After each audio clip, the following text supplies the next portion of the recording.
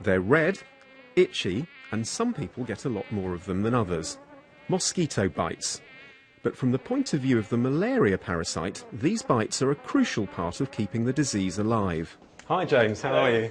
Nice to see you. Dr. James Logan is an expert on parasites. So the malaria parasite is transmitted by a mosquito, and some people think that mosquitoes themselves are the parasites, but in actual fact the mosquitoes carry the parasites, and it's the Anopheles mosquito that carries the parasite, which we have in this cage here to show you. And the parasite spends around half of its life inside the mosquito.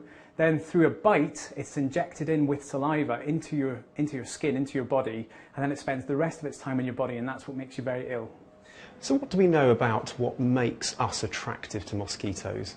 Well, mosquitoes have a really good sense of smell, and they use their antennae, which is their nose, to detect chemicals given off by our body odour. So they're attracted to our smell, and particularly sweaty feet. But we were interested to find out if there's a difference in the behaviour of mosquitoes that are infected with parasites compared to mosquitoes that aren't infected.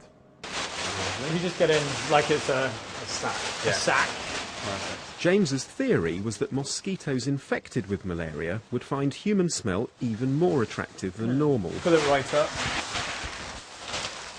And then if you could just lie down on the bed, that's great. But to test it, he needed to collect lots of body odour, which is where I come in.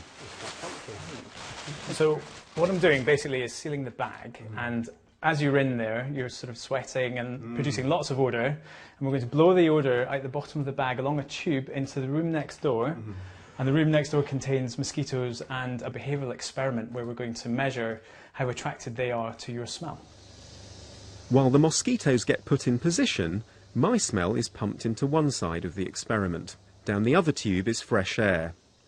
What James's team found was that mosquitoes infected with malaria made a beeline for human scent, much more so than non-infected mosquitoes. So what this means is that mosquitoes that are infected are more likely to bite us, which enhances the transmission of the parasite. So it's manipulating the mosquito to get into us, basically, to complete its life cycle. A scary thought, and one that makes each mosquito look a lot more suspicious than it did before. But the good news is that by understanding their love of human smell, we now stand a much better chance of luring and trapping them.